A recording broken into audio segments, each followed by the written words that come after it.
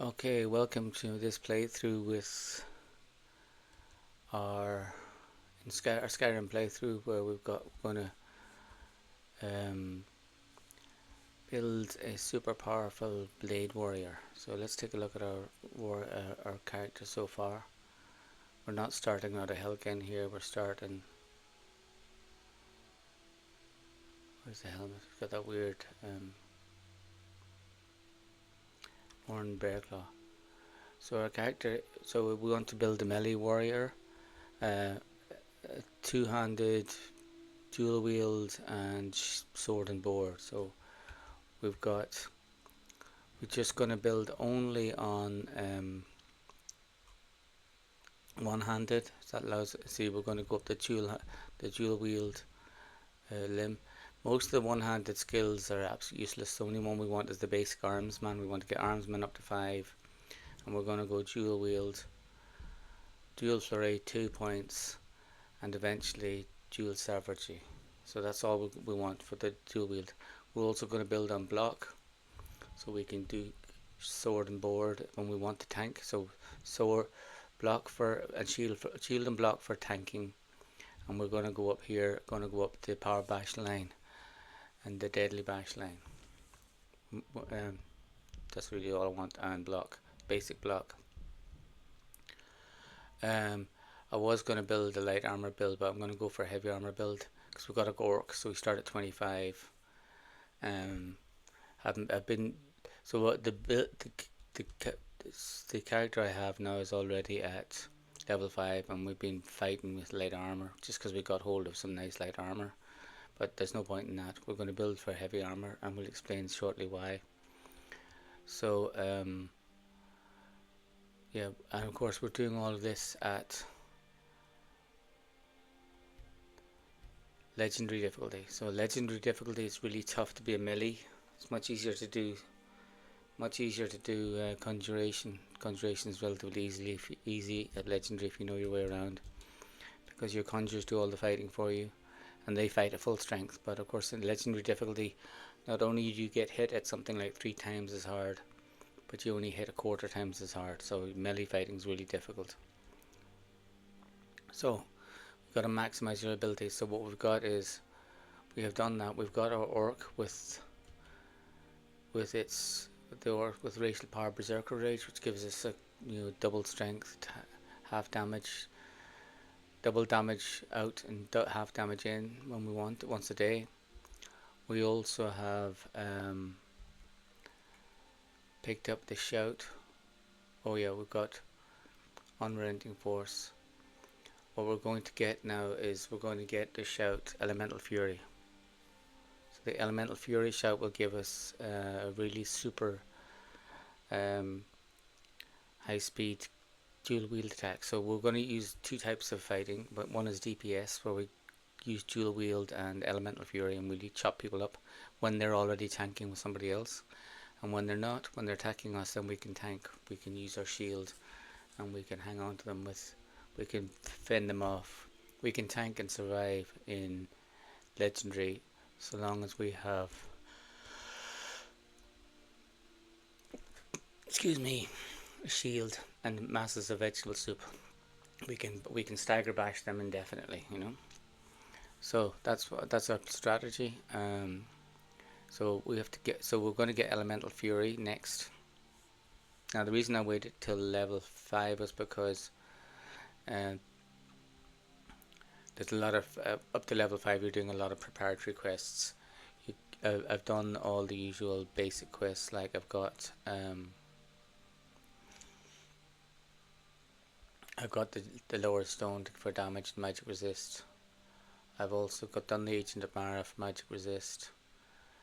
I've done the Civil War quest, just the starter one to get the Imperial armor, so I have that.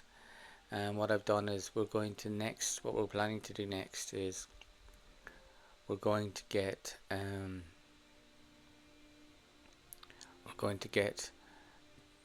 Ebony Warrior's armor gear, and you can see the Ebony Warrior ahead of us there. Now normally, of course, the Ebony Warrior doesn't come till you're level 80, but I don't believe in those nonsense level minimums. You know, all those quests that you only start when you're level 35 and 40 and 80.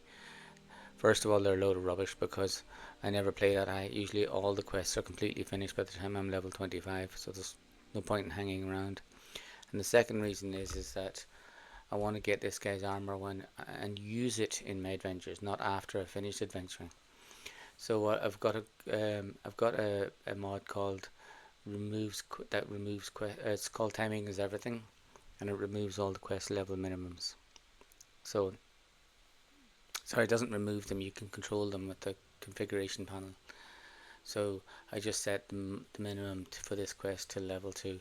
I'll just show you. We'll just look at that for a second. Mod configuration. See there, timing is everything.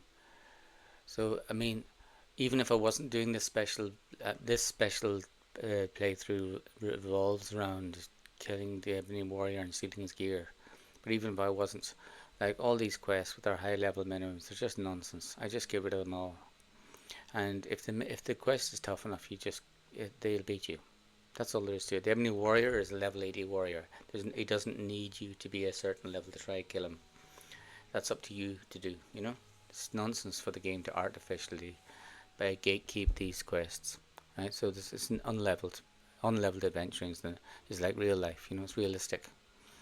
So unfathomable depths, why would you want that to be level 14? You know, why it's a very tough quest. Okay, just let it be a tough quest. And the same for the Wolf Queen. I like doing that quest. I have no reason why. It's tough. It's a tough dungeon, you know. Deathbrand as well. So in another playthrough, I've gone for Deathbrand.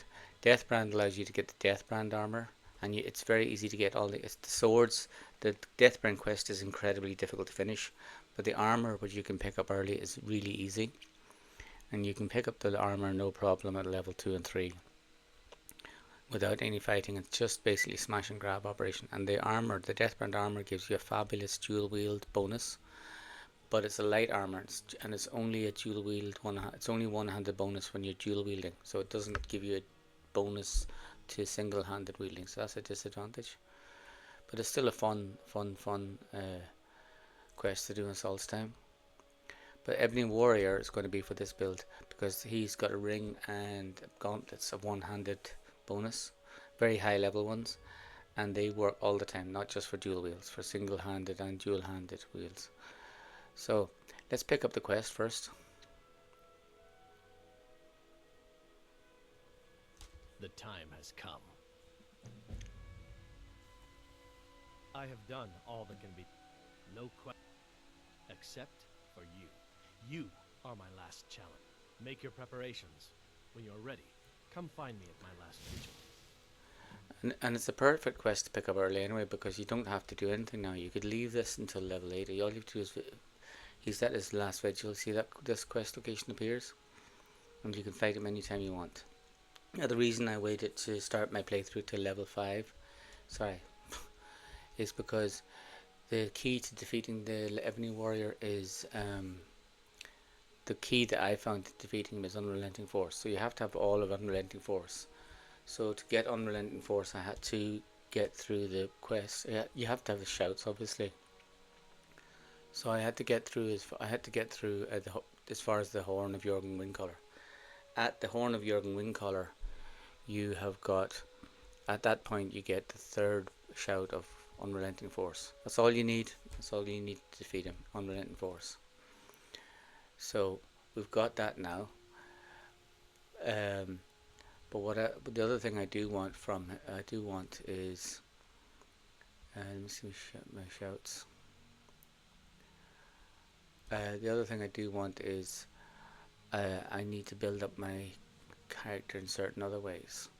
Okay, so what we need to do, we've got Unrelenting Force. So take a look at this Unrelenting Force. Currently, let's see what my magic status is. Currently, I've got a Blessings of Arcade, which is the Arcade Shine. So to maximize my shout ability, the problem we have is that you cannot defeat You cannot defeat the Ebony warrior with unrelenting force if you can only shout every 45 seconds, because he will one hit kill you. We're going to be fighting with level 6 or 7, so he will one hit kill. Even if I was level 20, he'd one hit kill me. So you can't let him hit you at all. He can't get up.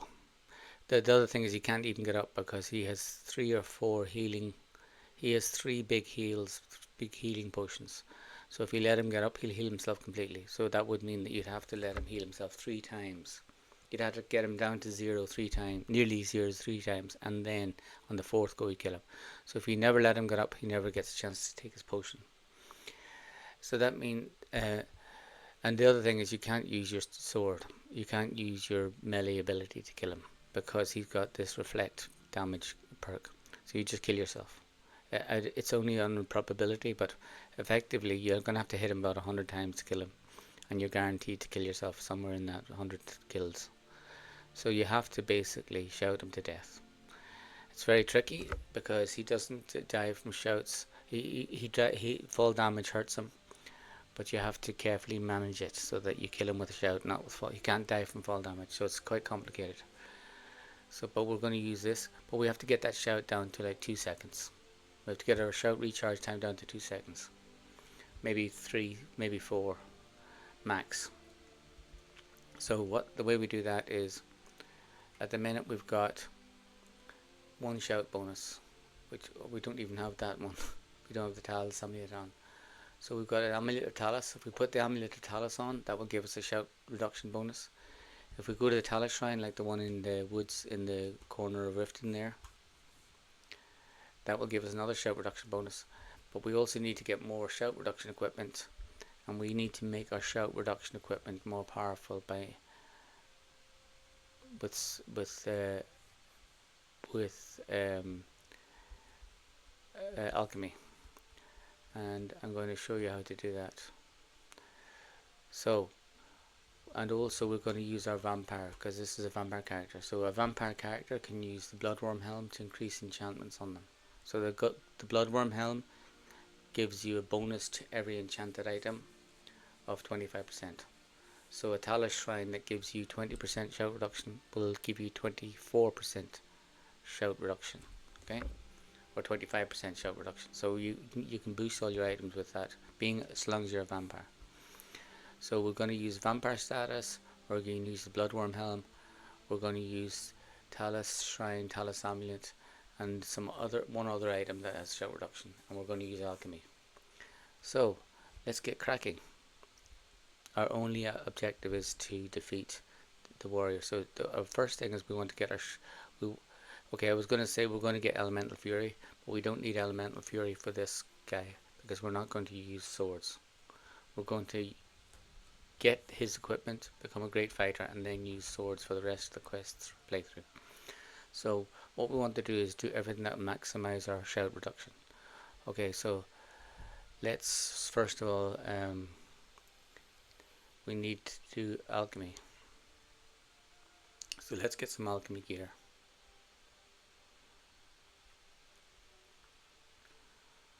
Alright, we need to buy alchemy gear, and I have 4,200 gold to do that. So let's go buy some alchemy gear.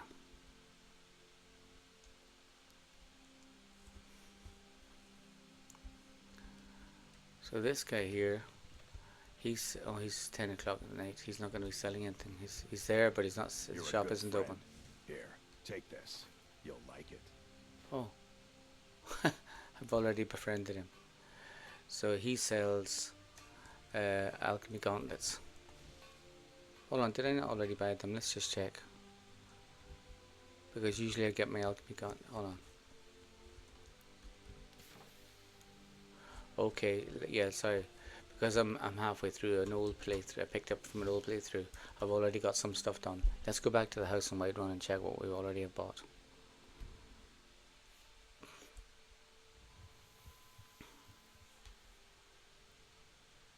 Good morning.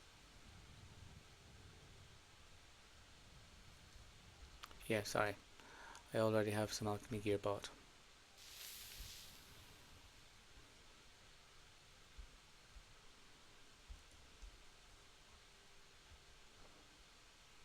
here we go.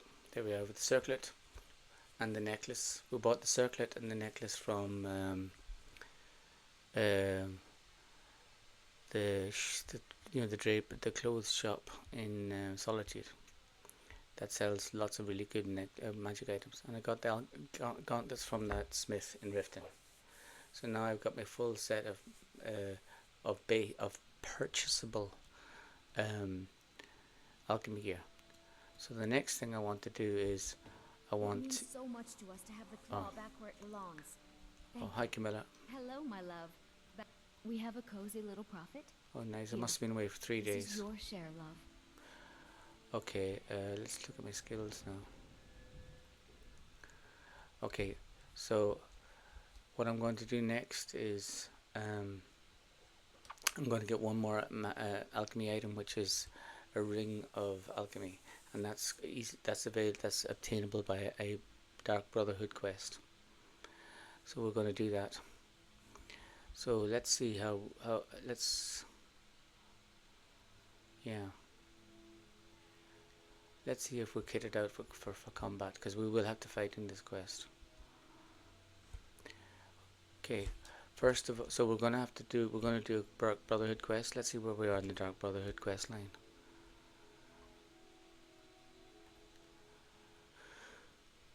Okay, we have to kill one, but to do a first assassination in the Dark Brotherhood to progress the quests. Okay, so we'll go to the Dark Brotherhood. But first of all, I'm going to change. We're switching to heavy armor, so let's change our armor set. See, let's see the heaviest armor we have. Yeah, Imperial. See the dragon armor. This is the armor we get from. So what's our current armor rating? It's 173, right? It's currently 173. See what we get when we go to heavy armor.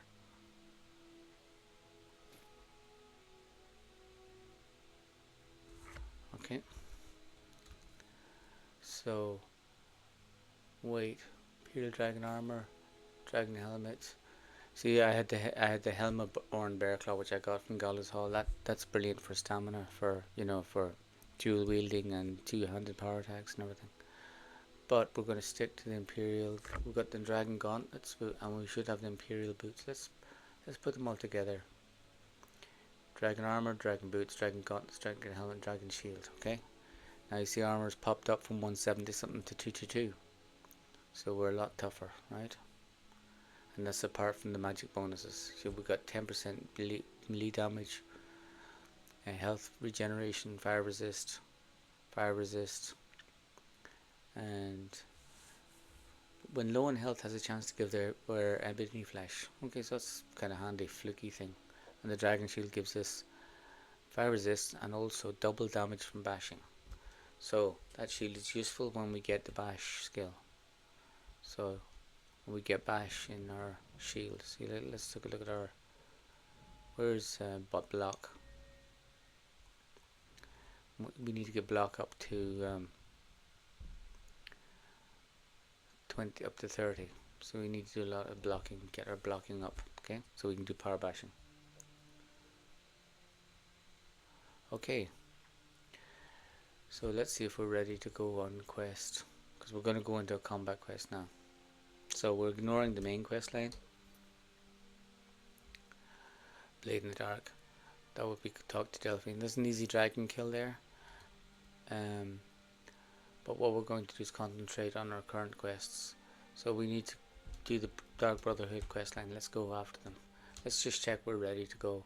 We should have loads of vegetable soup, yes. And we should have plenty of healing potions. We fortify one-handed and loads of healing. Yeah, we're good.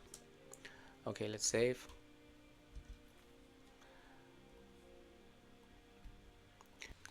We're nearly at the end of our time slot. So let's go out. Now, to progress the Dark Brotherhood, we just want to kill one of the 3 contracts. So, Betild, Narfi, or Enodius. So Enodius is the easiest one because he doesn't have any guards around him. So we'll go there, and we'll do that in the next episode. Let's wrap there.